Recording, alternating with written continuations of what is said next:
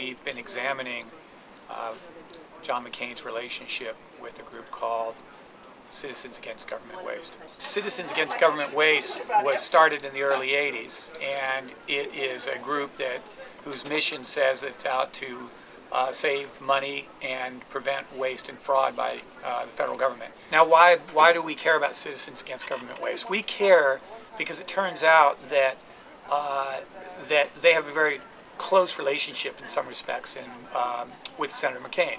For example, on their board is one of his close friends, a fellow that he shared a cell with as a prisoner of war in Vietnam.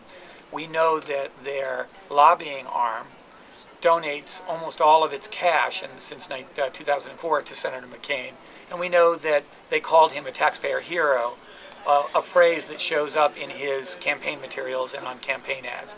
The relationship is very tight. We also care about Citizens Against Government Waste because of there have been suggestions and allegations, including by a Senate investigative committee, that they accept money from people whose message they're promoting. If it's true, that's a sort of a stealth campaign.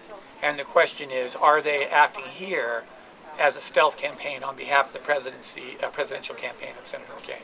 On February 29th, the Air Force awarded a $40 billion contract to Northrop Grumman and R-Ariz, its European partner. It's a very big deal. The contract could grow by billions over the years, tens of billions in fact. And it came after a fierce competition. Most people expected Boeing to win. They'd had the contract for years and years.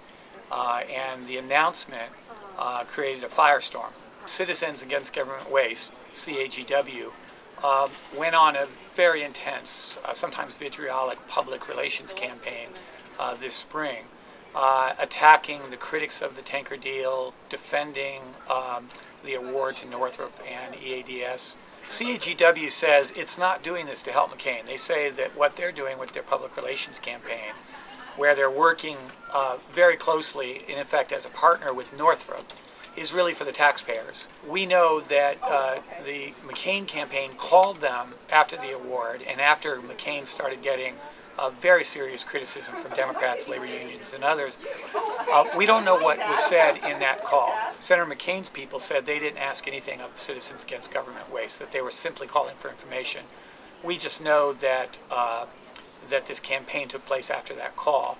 Senator McCain's people say that they didn't ask anything here, that it's a copacetic relationship, that he has a relationship with this organization because they share values, including stopping fraud and waste. And that's the reason they have the relationship. I'm Robert O'Hara from the Washington Post.